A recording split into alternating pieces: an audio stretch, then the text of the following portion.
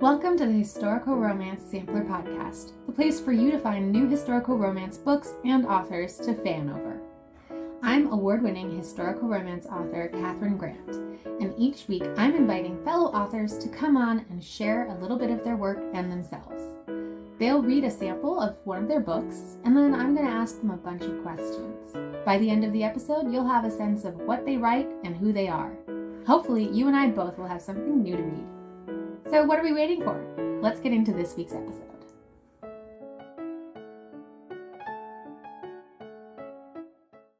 All right, I am super excited. Today I am here with Ginny B, who writes steamy historical romance that celebrates neurodiversity. Ginny was the kid who loved kissing scenes in movies and always rooted for Mulder and Scully to hook up. Her first piece of writing, a horrendous fanfic romance based on the Three Musketeers when she was 13, will never see the light of day. But in 2021, Ginny started writing romance with purpose to avoid doom-scrolling social media, and since then has never stopped. To pay the bills, she is a middle school assistant principal and has been in education for 15 years. Most of her writing is done on her phone or in the parking lot of her kids' extracurricular activities. Ginny, welcome. I'm so excited to have you. I'm so excited to be here. Thanks for having me. Yes. So what are you reading for us today? So I'm going to be reading a portion from my newest release, Ruin Me by Midnight, which is book 4 of the Flower Sisters. And in this story, what I wanted to do is kind of take that classic ruination fear trope and turn it around. And so Violet, who's my heroine, is trying to get herself ruined in the eyes of society so that she doesn't have to marry this terrible man that her parents want her to marry. And she ends up connecting with Callum, who is this grumpy Scottish businessman who's at the same house party that he's trying to secure investors for his company. And because of romance reasons, that he begrudgingly agrees to help her. Now, both of them have trauma in their past and they want to keep themselves protected to avoid being hurt. So in this prior scene, they shared a heated moment hiding behind a curtain, but neither of them is sure what between them is real and what is just pretending so that she can be ruined. And I picked this scene. This is chapter 11, so we're a decent amount into the book, but I picked the scene because this is where we start to see the walls coming down between these two characters. And we get to see a cameo from a new character that has become a fan favorite. So I'm very excited to share that with you all. Awesome. Well, I'm excited. Take it away. Right. Callum shivered and stomped his feet, regretting his decision to wait indefinitely in the garden for Violet to sneak away from after-dinner drinks and card games. He'd whispered the suggestion to her as the guests separated after the pudding dish, and at the time, he'd eagerly anticipated a break from socializing. After the incessant noise of the meal, he relished the peace of the secluded space, surrounded by tall hedgerows and fragrant viburnum, snowdrops and hellebores pushing their way from the chilled earth to reach for the weak Yorkshire sun. A window from the ballroom bathed the garden in electric light, but the gnarled limbs of an ash tree curled in front of the glass, diffusing the glow.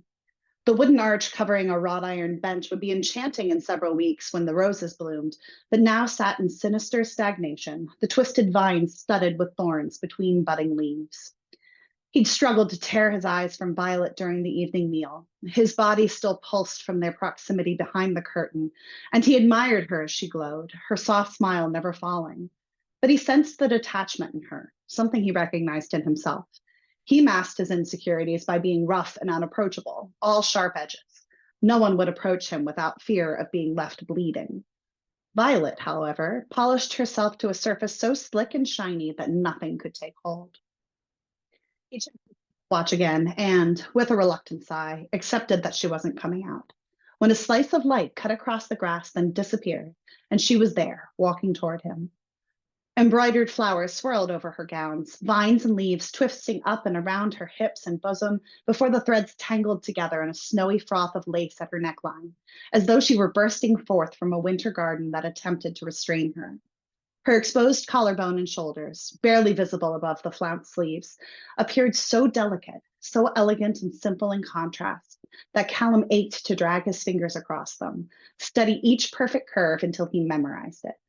She held her hands clasped at her waist, the satin gloves reaching up and covering her elbows, and he wanted to tug them off, hold her hand in his like he had earlier that day, when the air between them had vibrated with electricity unrelated to the storm raging outside. Callum, she whispered, and he released the breath that burned in his lungs. I'm here. The relief was palpable in her expression, her eyes meeting his with a timid smile. He cleared his throat, reminding himself why they were out there in the first place. The last 2 nights, Valebrook has taken some men out here for cigars. I assume tonight will be the same. Good. Then I suppose we wait? Aye. He stepped closer, then hesitated. Proximity to Violet was addictive, and after having her in his embrace behind the curtain, he wanted another touch, another taste, although he couldn't identify why. She was distant but present, kind but guarded, a mystery he ached to solve, a cog that didn't quite fit. She leaned back, gazed over his shoulder at the sky behind him, and pointed. Seems appropriate that Cygnus is visible tonight. He turned and looked, but the scattered clusters of stars remained random, with no pattern or discernible reason. What am I looking for? The swan. She leaned close and pointed so he could follow her gaze. Do you see the cross of bright stars? That's the swan, Cygnus. She dropped her hand from his forearm and stepped to his side, her face turned upwards. He squinted. It doesn't look like a swan. Use your imagination. It's associated with rebirth and transformation. You've studied the stars. In the low light, he saw her cheeks glow pink. You make my hobby sound more scholarly than it is. I've always found the mythology of constellations interesting. Every culture uses myths to make sense of the human condition, so perhaps I can learn something from them. I didn't think any myth can solve all the puzzles of humankind. She gave him a long, steadying look, as though deciding if he was worth her time. He prayed that she found him worthy. There is something comforting in knowing that the stars are more or less the same as they were thousands of years ago. With all the chaos and unpredictability in our world, something will be steady, there to guide us forward. Was it the Romans who thought the stars could predict the future? Yes, she said, her expression brightening. They believed the arrangement of the heavens at the time of your birth determined your path. He wanted to brush against her, see if her warmth would reach through the layers of fabric to his skin, but he refrained. Do you believe that? She huffed a laugh.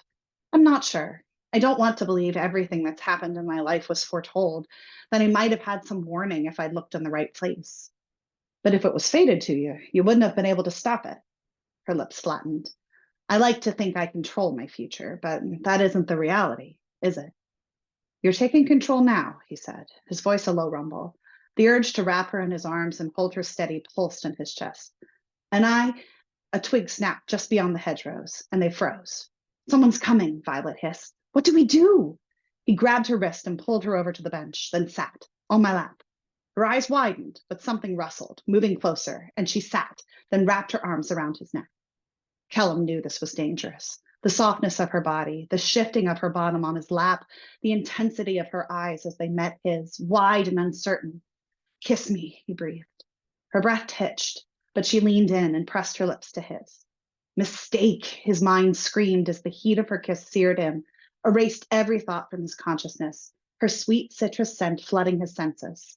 There was no sense in flicking the tip of his tongue against the seam of her lips, savoring the thrill when they parted the barest amount, but sense had no place between them now. Want, hot and untamed, roared through him, and the arm around her waist tightened. A gasp escaped her throat, barely audible through the pounding in his ears, and then the honk. A honk? Violet sat up and tilted her head as the intruder stepped into view. Cygnus? Callum stared in disbelief as he narrowed his arms around her. That's nae swan. That's a goose. Regardless, what is it doing here? The fowl was larger than any goose he'd ever seen, its spindly legs straining to carry its heft. It waddled forward, keeping the pair of them in his beady gaze. He's making me nervous, she whispered, her breath hot against his ear. Why do you think it's a he? I made an assumption. Now can you get rid of it? The masculine need to protect flooded his nerves, although he felt ridiculous puffing out his chest at the bird's approach. Surely he could best a goose. Callum cleared his throat and raised his voice. Go on, goose. Apparently geese could glare because this one narrowed its eyes and came closer. Go on, go away. That's the best you can do? Violet's fingers dug into his shoulders. He scowled at her as fear prickled at his neck, then waved his free arm in a shooing motion. Go away, goose. Instead of fleeing in terror, the beast fluffed its feathers and extended its snowy wings, then released a screeching honk. That didn't work, Violet whimpered. I can see that. Although he outweighed and could likely, he hoped, outsmart the goose, his heart was racing. He wrapped his arms more tightly around her. The goose honked again and waddled forward, snapping at the air. She pulled her feet up onto his thighs. What do we do? When the bird did not pause in its advance, Callum shot to his feet and lifted her, clutching her tight to his chest. She had trusted him to take care of her during their ruination charade, but while that responsibility didn't extend to attacks by poultry, he wasn't about to let something happen to her. Don't look at it, he boomed. Why? If I don't look, I won't be able to see when it bites me. Callum took one step back and his thigh hit the bench. Trapped. His hold on Violet tightened as he prepared to fight. If this goose was going to hurt her, it would have to get through him first. A voice rang out in the darkness. Kevin? Is that you? They froze, and much to Callum's shock, the goose turned toward the speaker. Kevin? Violet whimpered. Bridget burst into the garden and planted her hands on her hips when she saw the foul beast. What's gotten into you, Kevin? Callum stammered, feeling even more ridiculous than he had moments before. Kevin was about to bite Violet. Bridget tisked and snapped her fingers at the goose, who abandoned his assault and waddled over to their hostess. If Callum wasn't mistaken, the creature had a smug smile on its beak. Were you feeding him bread? He likes it, but it's terrible for his digestion. We were not feeding him anything. Callum continued to eye Kevin with suspicion, and he was not about to let Violet's feet touch the ground with that monster in her vicinity. He came out of nowhere and started honking. That's because he's hungry. Bridget reached into a hidden pocket in her dress, then extended her open palm to Kevin. Halved grapes are his favorite. He can get bossy sometimes, but you just need to give him a stern word, and then he's a complete love. She scratched Kevin on the head like he was a pat dog, and the goose nipped its apparent owner's fingers affectionately. Callum gaped. Well, I'll leave you to it, Bridget said, smiling at them as though it were a normal occurrence to catch her guests in an embrace while under attack by her pet goose.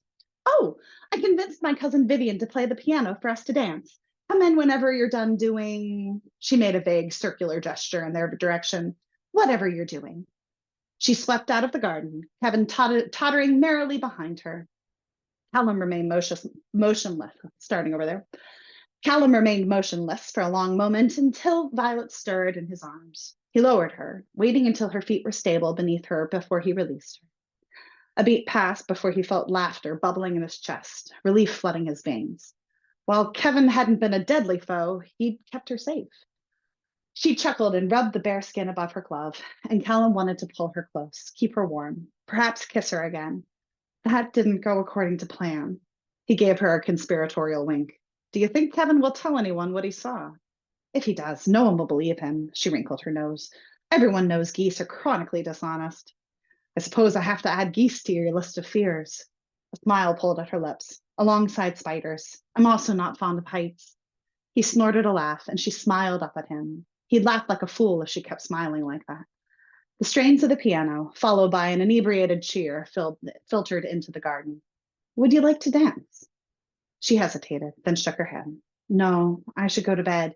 Assault by goose was not on my agenda for the evening, and I doubt anything could top it. Regret struck him low in his belly. For the first time in his life, he considered what it would be like to court a woman, to hold her close while they waltzed, to bring her flowers and write her poetry, to listen to and understand her, perhaps be understood in return. But to what end? Even if she agreed to give up her plans for ruination and allow him to pursue her, let alone marry her, he'd be off to South America for God knew how long. He swallowed his disappointment and gave her a low bow, wishing you a night free of poultry. She gifted him with a wry smile, an expression that seemed private, something she kept just for him. He loved it. Thank you for your valiant protection, brave knight. He couldn't find words to make her stay when she didn't want to, nor did he want to explore why he was suddenly desperate to keep her company for a few minutes longer. A simple kiss had never sunk into his bones before, leaving him rattled and breathless. He needed more, another kiss, another touch. But she was already leaving. It was my honor, he managed, just as she reached the edge of the garden. He wasn't certain she heard it.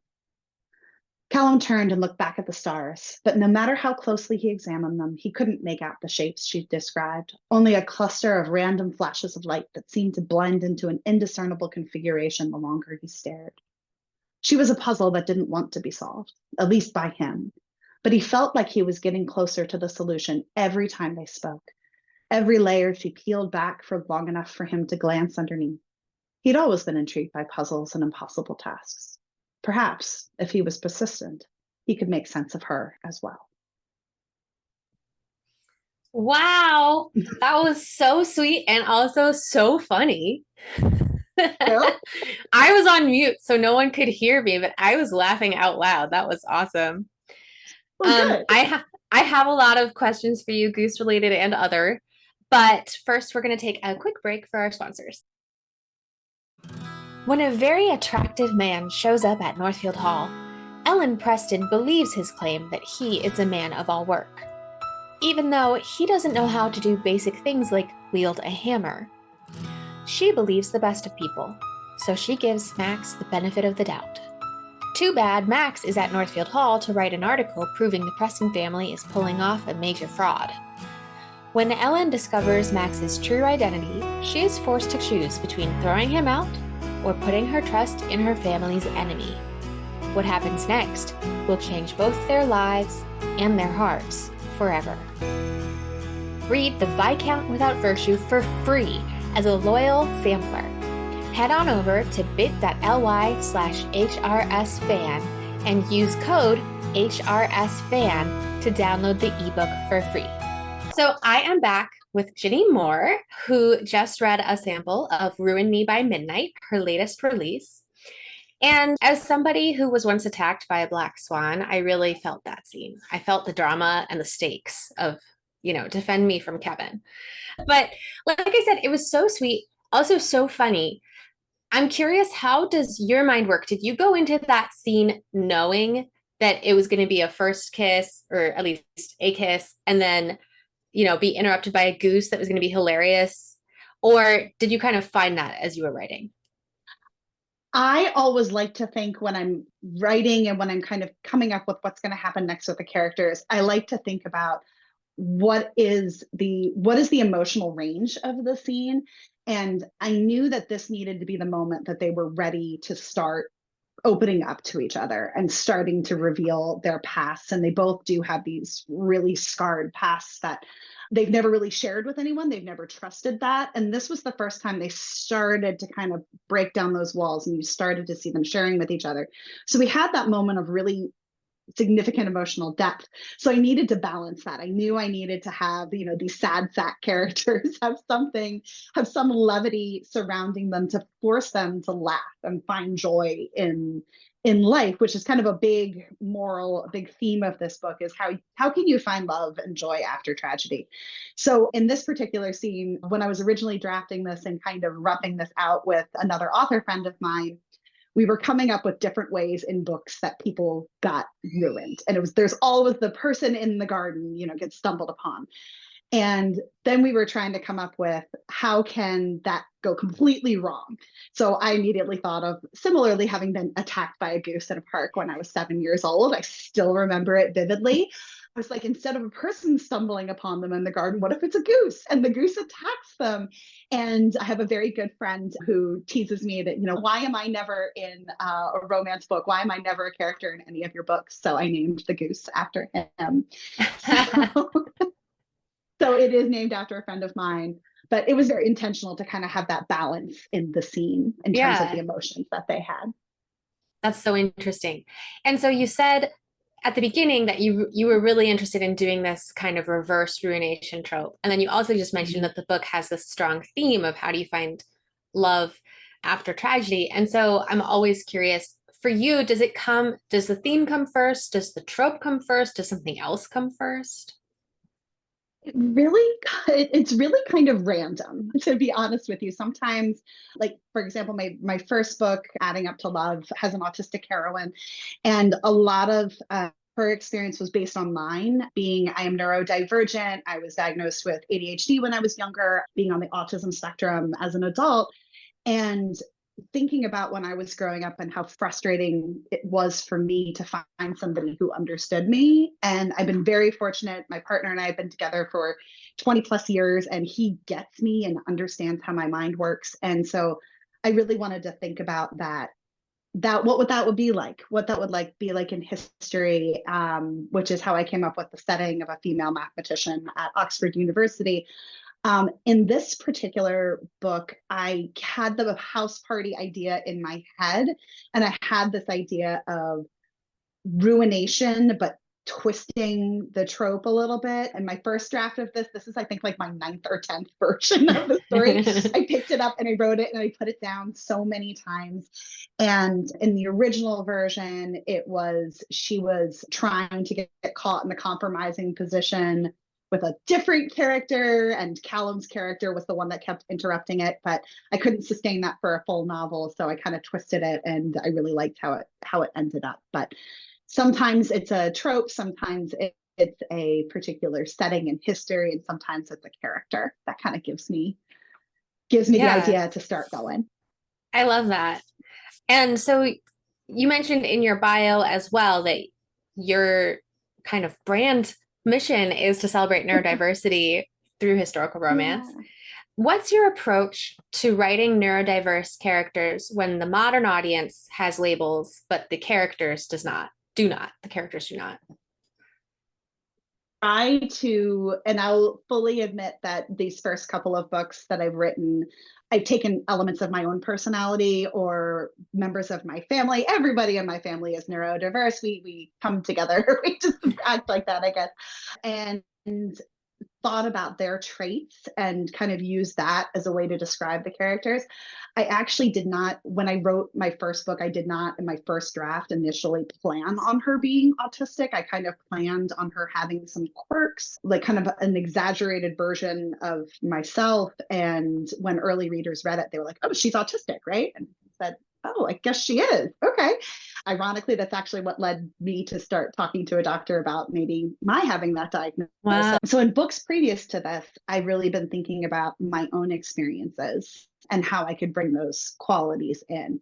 For this book, both of the characters particularly experience really significant personal losses. And the male main character, Callum, he is suffering from, which is not something that I can personally relate to. So I did a lot of time reading and researching. I did some interviews with people that struggle with PTSD. I had them read the scenes and the descriptions to make sure I was getting it right. So there's another scene that happens right after this one, actually, that I just read, where they get trapped in a linen closet together. And initially they're trying to get caught by someone else in a compromising position. And the doorknob breaks and they're stuck in there and they can't quite move. And he has a panic attack.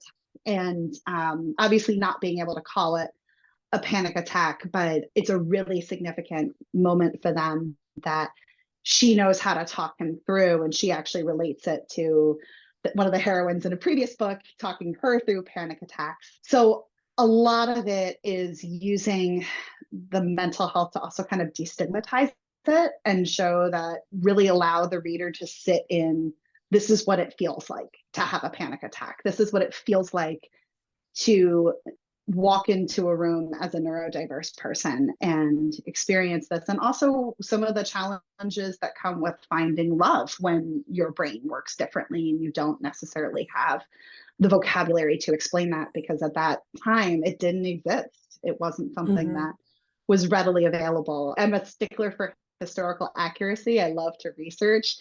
And that is the place where I do bend the truth a little bit, is, getting care for mental health. I really want to normalize that.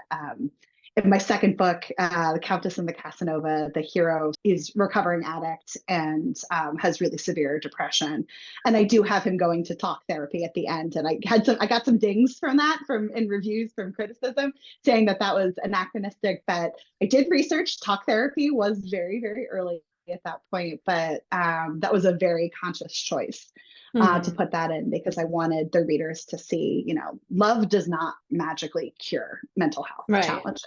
Love can be an inspiration for you to go seek help. That was definitely the case for me, that my husband, my family pushed me to get help, and their love helped me get what I needed and recognize this as a part of myself. So I want to make sure I'm not writing the, love cures all, because that's not reality. We want to have, as much as romance is escapist, I do want to make sure that I'm validating the experiences of people who are neurodiverse and have different experiences with their mental health.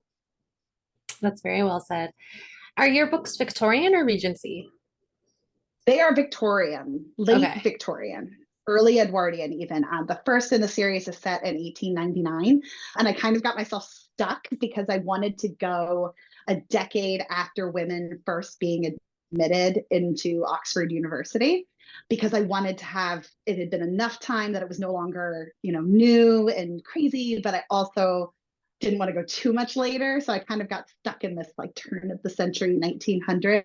But I also really love it because there was so much changing in the world. There was so much happening in society. So many of the rules about race and gender and class were being broken. And I play with those a lot in my books. So I like being able to kind of lean into all of that change that was happening in history at the same time. Yeah, I love that. So I am curious. You said you started writing romance with purpose in 2021. Can you talk to anything that you learned as you transitioned from writing for fun to writing with purpose? Well, you need to let people read it.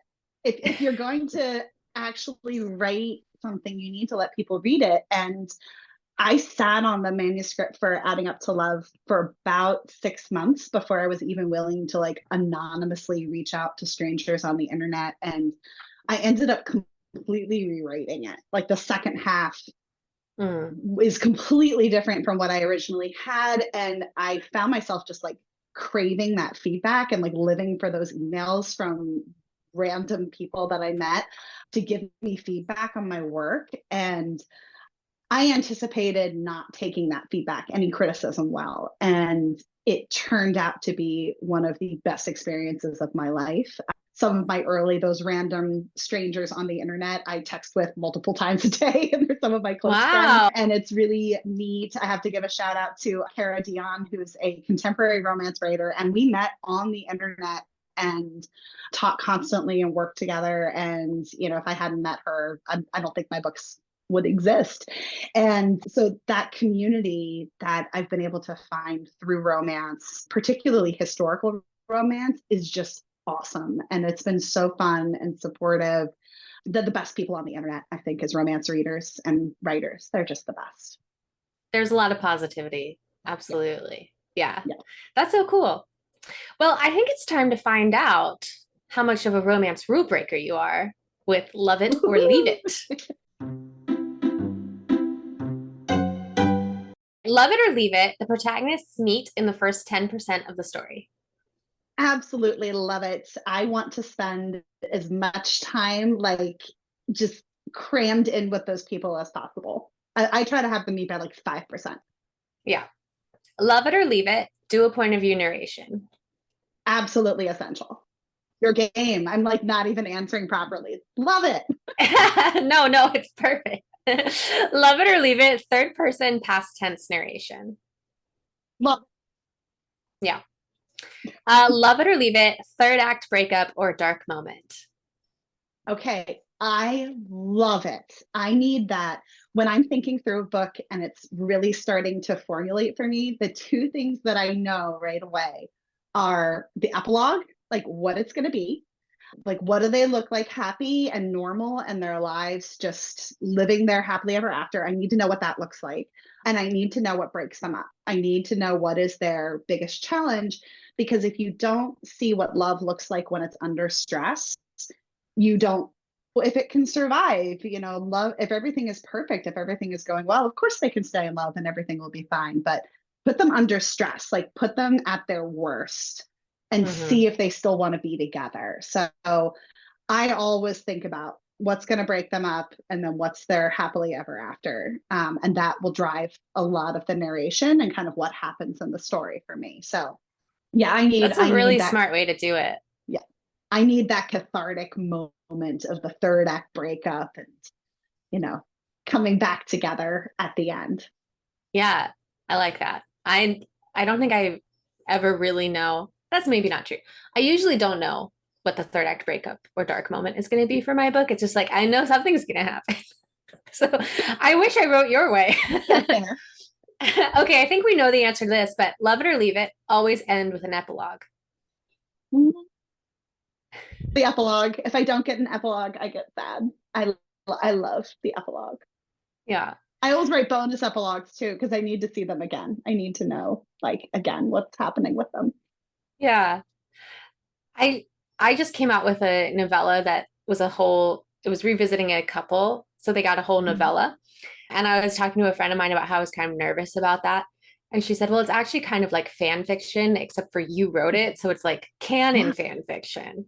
And I think that's like the bonus epilogue and everything is like, more fan fiction from the author.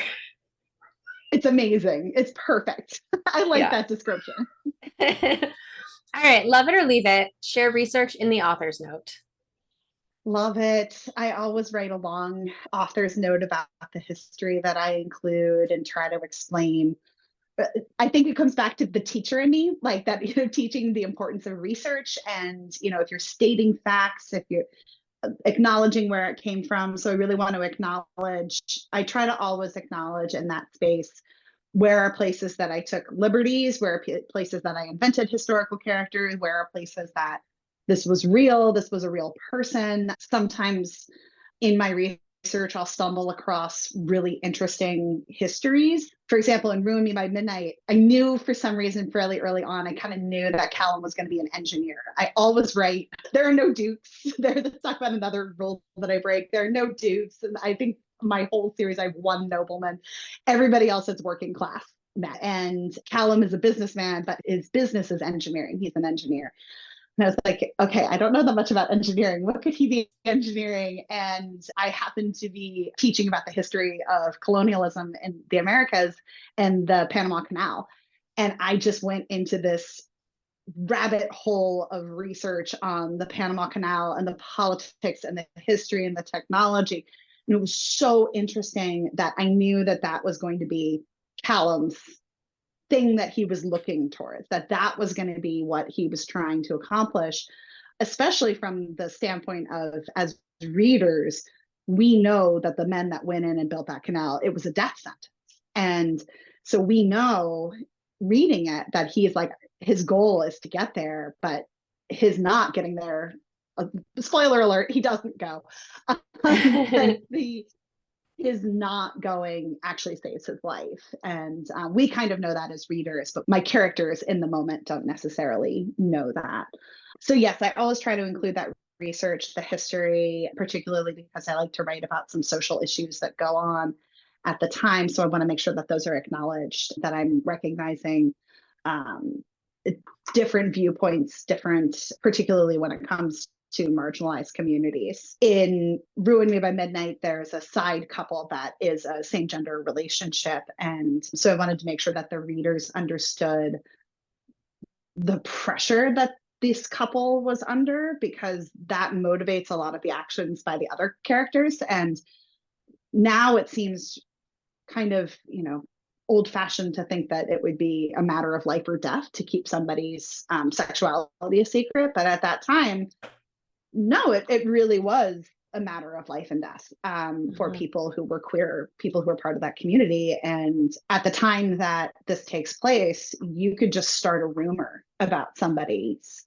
sexuality and that person could end up imprisoned, which is really also kind of what was happening to women. If they were ruined by a rumor, they could end up having all of their options, their entire future cut off. So I was really trying to kind of draw that parallel, not at all equating it, but when Violet was able to recognize the parallel of her struggle with this other character, who is Callum's cousin, it really changes her perspective, and she starts seeing a little bit more of the world around her and recognizing something a little bigger than her own experience.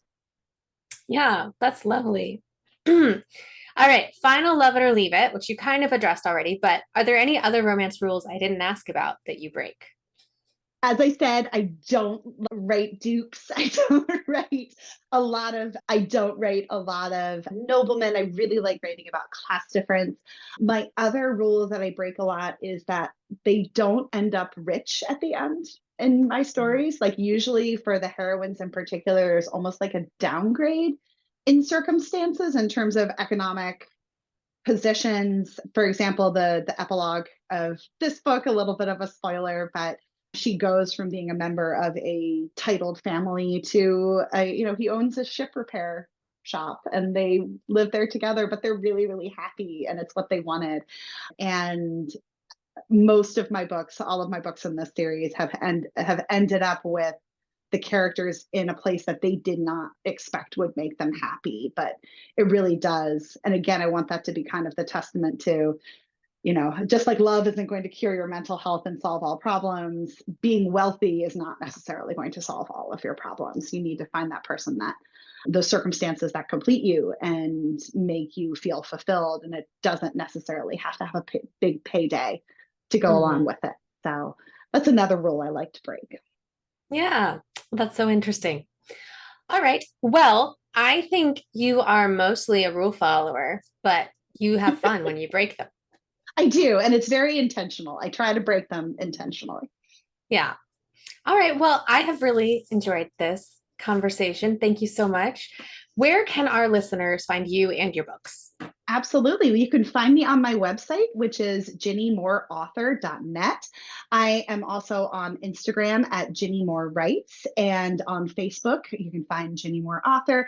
I also have a reader group with a bunch of other fantastic historical romance writers who like to break the rules, called the Society of Smut and Scandal.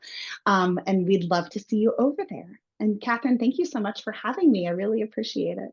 Yes, thank you. Are your books wide or are they Amazon? They are on Amazon, and everything is available with a subscription to Kindle Unlimited. Awesome. Well, thank you so much, Ginny. It's been really great talking to you.